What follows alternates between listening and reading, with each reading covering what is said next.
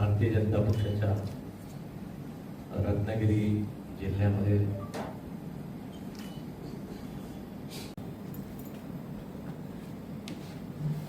मोदी सरकारला म्हणजे मोदी साहेबांना शपथ घेऊन 12 वर्ष पूर्ण झाली। त्यामुळे संपूर्ण देशभर मोदी आणि 12 म्हणजे मोदी साहेबांचं जे सरकार 12 वर्ष यशस्वीपणे जे आज कार्यरत आहे, त्या 12 वर्षात त्यांनी केलेल्या अनेक गोष्टी सामान्य माणसापर्यंत, पत्रकारांपर्यंत, जनतेपर्यंत, अधिकाऱ्यांपर्यंत, शिक्षकांपर्यंत, सगळ्या समाजाच्या शेवटच्या स्तरापर्यंत पोहोचवणं, त्याचा त्यांना लाभ मिळाला आहे का नाही याची माहिती घेणं। एक 12 वर्षामध्ये मोदी साहेबांनी जो विश्वास निर्माण केलेला आहे जनतेमध्ये की काँग्रेस किंवा काँग्रेस आघाडी व्यतिरिक्त या देशामध्ये कोणीतरी सलग 10-12 वर्ष राज्य करू शकतो। 14 पूर्वी अटलजींचं 6-5 वर्षाचं सरकार सोडलं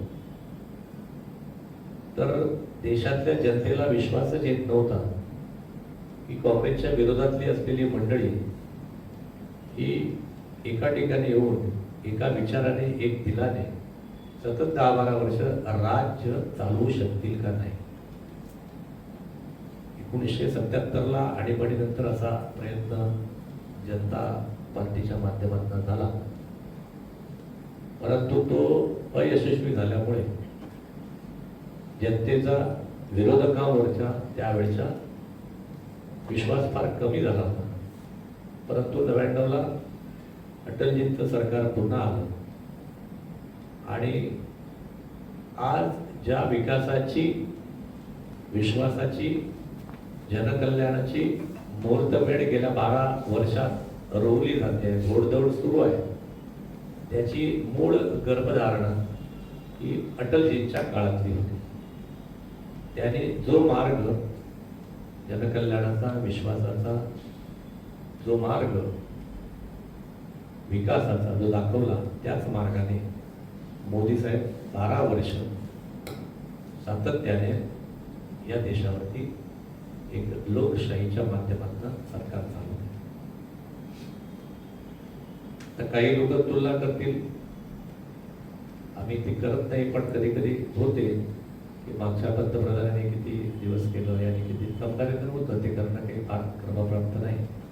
पण 12 वर्षापेक्षा जास्त या देशावर पंतप्रधान पदी राहिले म्हणून मोदीजींचं नाव घ्यायला काही हरकत नाही। आता या 12 वर्षामध्ये मोदीजींनी विश्वास तर जनतेला दिला की 10-12 वर्षापेक्षा जास्त राज्य विरोधी पक्षातील मंडळी सुद्धा सत्तेत येऊन करू शकतात। जर राजा ठीक असेल, पंतप्रधान किंवा नेता ठीक असेल, विश्वासू असेल, जनतेची काळजी घेणार असेल, देव, देश, धर्म, रयत हे छत्रपती शिवाजी महाराजांनी ज्या प्रकारे राज्य केलं त्या प्रकारे राज्य करू शकतो। मला वाटते याच्यावरती शिक्का पडतो मोदीजींच्या या 12 वर्षाच्या कार्यकाळामुळे होते। आपण सगळ्यांनी पीपीटी बघितली, मी काही पीपीटीतले सगळे मुद्दे पुन्हा सांगणार नाही, पण मी जेव्हा ठळक 12 मुद्दे काढतो आपल्या माहितीसाठी म्हणून की मोदीजींनी कोणत्या ठळक 12 मुद्द्यावरती 12 वर्षात काम केलं, तर मी फक्त एकेका मुद्द्याला स्पर्श करतो, त्याच्या डिटेलमध्ये जात नाही, कारण त्याच्या पुढचा मुद्दा मी फार छान तुमच्यासाठी मांडणार आहे, जो आपण पीपीटीच्या माध्यमातून बघितलं। 26 मे 2014 ते 2026 अशी 12 वर्ष आपण प्रधानमंत्र्यांची, पंतप्रधानांची बघितली। सुरुवातीला मी एक ठळक म्हणून 12 मधून कामं सांगतो, थोडक्यात सांगतो, म्हणजे ते आपल्याला तुम्ही पीपीटीच्या माध्यमातून बघितले आहे, परंतु एकदा फक्त त्याचं रिव्हिजन होईल। आल्या माननीय पंतप्रधानांनी जनधन योजना सुरू केली आणि बँकेत नसलेली खाती, करोडो लोकांची नसलेली खाती मुद्दाम उघडली. बघा, एक योजना राबवताना त्या योजनेचा दुसऱ्या भविष्यात येणाऱ्या पुढच्या योजनेची कनेक्टिव्हिटी, म्हणजे जेव्हा जनधन योजना राबवायची हे मोदीजींनी ठरवलं, तेव्हा त्यांचा पुढचा 5-10 वर्षाचा प्लॅन निश्चित होता, रोडमॅप निश्चित होता की एक दिवस या माझ्या सगळ्या देशातल्या गरीब जनतेला जो येणारा बेनिफिट आहे तो डायरेक्ट ट्रान्सफर करायचा. त्याची सुरुवात जनधनाने होती. म्हणून आज आपण यशस्वीपणे बघतो की सगळे लाभार्थ्यांना जे काही लाभ मिळतो, म्हणजे शेतकरी सन्मान योजनेपासून तो अगदी महिला सन्मान योजनेपर्यंत, कृषी सन्मान, जे काही योजनेचे लाभ आहेत त्या लाभार्थीच्या अकाउंटमध्ये एका दिवशी एका बटनाने ट्रान्सफर केले जातात. अन्यथा आपले दिवंगत पंतप्रधान राजीवजी गांधीजींच्या भाषेत सांगायचं तर दिल्लीवरनं निघालेला 1 रुपया शेतकऱ्याच्या हातात फक्त 15 पैसे पडतात. हेच आपल्या पंतप्रधानांचं पोट होतं. ते ती त्यांची सल होती किंवा त्यांच्या समोरची समस्या होती की 1 रुपया दिल्लीतनं निघाला सरकारी तर तो शेवटच्या माणसाला 15 पैशात पोहोचतो. 85% प्रवासात लॅप्स होतात. आता हा प्रवासातला लॅप्सेस मोदी साहेबांनी पहिल्या दिवशी आलेल्या जनधन योजना आणि मग डायरेक्ट बेनिफिट ट्रान्सफर या योजनेतून 100% विदाउट लॅप्सेस पैसे खात्यापर्यंत असतात. आणि मग त्याला डिजिटलचं कनेक्टिव्हिटी जोड दिली. डिजिटलमध्ये आपण बघताय इंटरनेटचे आहेत, जीपे आहे किंवा UPI आहे, स्कॅनिंग आहे, आपण QR कोड आहे. म्हणजे जगामध्ये सगळ्यात फास्ट, म्हणजे हे मी सांगत नाही, प्रगत देश सांगतात की QR कोड हा आता सामान्य गरीबातल्या गरीब माणसापासून तो सगळ्यातला श्रीमंत अंबानी, अदानी किंवा टाटा असतील यांच्यापर्यंत सगळे 90% जनता जर वापरणारा कुठला देश असेल QR कोड, जेवढी लिटरसी याच्यामधली डिजिटलमधली ही फक्त आणि फक्त भारत देशात आहे. त्यामुळे ते प्रमोट केलं. 65 वर्ष आपण जे योजना आयोग आपण होते, पहिला आयोग, दुसरा आयोग, 6वा आयोग, 7वा आयोग, या सगळ्या बरखास्ती करून नीती आयोगाची स्थापना केली. आणि सगळं जे देशाचं नियोजन आहे ते फार काटेकोरपणे केलं. त्याचे लॅप्सेस, त्याच्या चुकीच्या ठिकाणी जाणारे पैसे या सगळ्या थांबवल्या.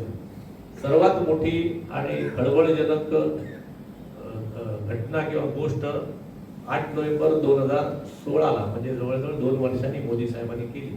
देशात जगात त्याचे प्रचंड पडसाद आले आणि ती होती नोटबंदी. खूप लोकांना त्रास झाला. लोकांना वाटलं की रांगेत उभे राहिलो, काही लोकांचे मृत्यू पण रांगेत झाले, त्याच्यावरनं विरोधकांनी केलं. पण याच्या मागची ताकद काय होती तर जो काही काळा पैसा जो भारतातल्या जनतेच्या, चांगल्या जनतेतल्या हातातला सोडा, पण जो एनिमीज कंट्रीज आहेत पाकिस्तान सारख्या, त्यांच्याकडनं जो काही पैसे, काळे पैसे, ब्लॅक मनी छापून, डुप्लिकेट पैसे छापून जे काही भारतात इन्व्हॉल्व होते आणि जो काही अतिरेक आणि नक्षलवाद तो काही माजला होता, त्याला एका क्षणात बंद करण्याचं काम केलं. त्याचा परिणाम सांगतो.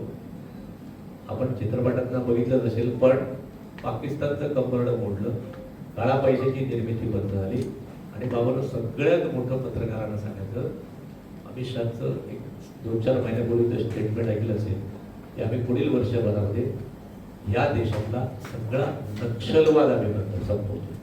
म्हणजे नक्षलवादाचं फंडिंग होतं, अतिरेक्यांचं फंडिंग होतं, बॉम्बस्फोटवाल्यांसाठी फंडिंग होतं, आजूबाजूचे देश, एनिमी देश वाढले आपल्या त्या पैशामुळे. हे सगळं बंद एका रात्री अचानक केलेल्या घोषणेने झालं. काही लोकांना त्रास झाला, परंतु देशाच्या रक्षणासाठी, जनतेच्या रक्षणासाठी आवश्यक असलेली गोष्ट मोदीजींनी केली. आणि म्हणून नोटबंदी हा काही अनेक विरोधकांना हजम झाला नाही, परंतु आता जनतेच्या लक्षात आलं की मोदीजी जे करतात त्याच्या मागे खूप विचार करून तो विषय करतात. जसं जनधन सुरू केलं, DBT सुरू केलं आणि सगळ्या डिजिटल व्यवस्थेवर आले, तसं एका दगडामध्ये मोदीजींनी जो एक निर्णय घेतले, अनेक बाबी त्या ठिकाणी होतात. एक देश एक कर, जीएसटी आणखीन चांगला केला. आज जीएसटी मध्ये जगात सगळ्यात जास्त कर आपण मोदीजी किंवा सरकार कलेक्ट करतं.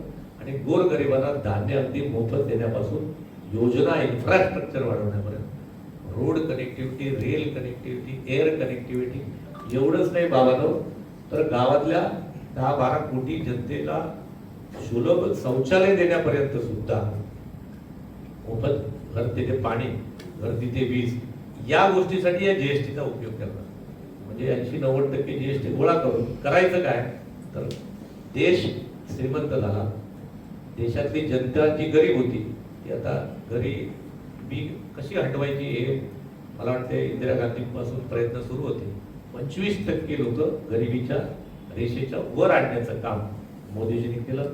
आपल्याला उज्ज्वला योजना माहितीच आहे, मी सांगायची गरज नाही. गॅस कनेक्शन दिले, पीएम किसान योजना, डायरेक्ट बेनिफिट 6,000चा जो काही मिळाला तो मिळतोय.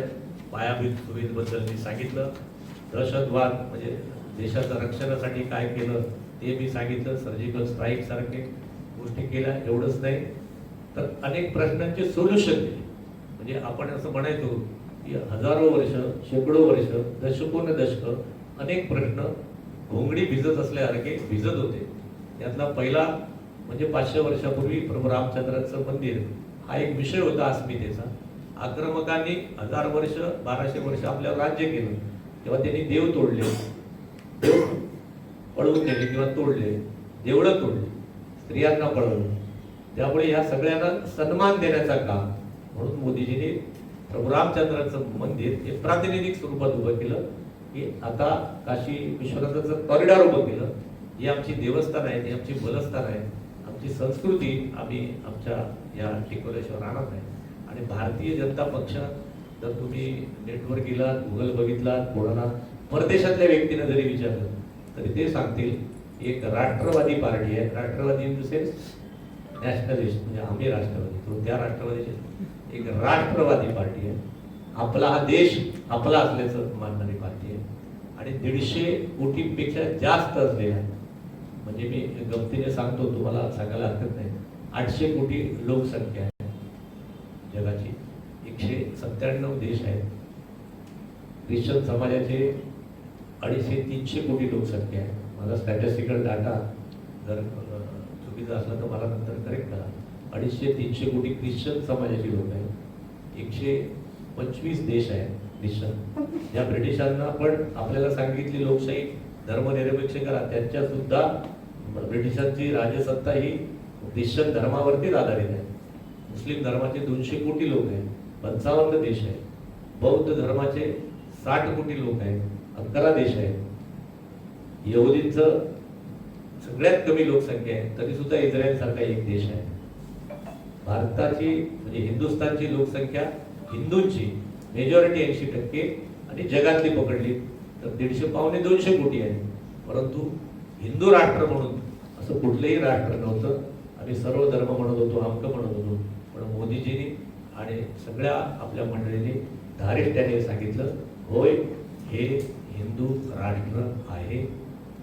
80% समाज हा हिंदू समाज आहे. हिंदू समाज मेजॉरिटी असेपर्यंत लोकशाही टिकेल, सगळ्या धर्मांचा सन्मान होईल, कुणाचाही अपमान होणार नाही. आणि ही आमची संस्कृती आहे. जगाला योगासारखं म्हणजे आमची कल्चरमध्ये आमच्या सनातनने आम्हाला योग दिला भगवान श्रीकृष्णाने. तो योग आम्ही जगाला 21 जूनचा योग दिन म्हणून साजरा करायचा. आम्हाला आमच्या संस्कृतीने आयुर्वेद दिला, तो आम्ही जगाला दिला. आमच्या संस्कृतीने आम्हाला शून्य दिला होता. त्या शून्य आणि या सगळ्या ज्यांनी संशोधन केलं, जे जुन्या काळातले आपले सगळे मंडळी, त्यांना प्रतिष्ठा देण्याचं काम केलं आपल्या सगळ्या मंडळींना. हे प्रभू रामचंद्राचं मंदिर आणि आपल्या सगळ्या छत्रपती शिवाजी महाराजांपासून राणा प्रतापापर्यंत आणि लक्ष्मीबाईपर्यंत, अहिल्याबाई होळकरांपासून ज्यांनी देव, देश, धर्म, रयतेचं रक्षण केलं, त्या सगळ्यांचा सन्मान केला आणि त्यांना प्रतिष्ठा प्राप्त करून देण्याचं काम 12 वर्षामध्ये अगदी आदिवासीचे बिरसा मुंडा जे असतील यांना सुद्धा अशा सगळ्या मंडळींना सन्मान मिळवून देण्याचं काम मोदीजींनी 12 वर्षात केलं. मी हे 12 मुद्दे तुम्हाला सांगितले की जे साधारणतः ढोबळ मनाने सांगितले, फार डिटेलमध्ये गेलो नाही कारण आपण PPT पाहिली, परंतु हा सन्मान देण्याचं काम म्हणजे इन्फ्रास्ट्रक्चरचं काम असेल, देव देश धर्माचं काम असेल, रयतेच्या छत्रपतींनी जसं रयतेसाठी राज्य निर्माण केलं, त्या रयतेला धान्य पुरवठा असेल, पाणी असेल, अन्न असेल, वस्त्र असेल, निवारा असेल, आरोग्य असेल, या सगळ्या गोष्टी, अगदी रोजगार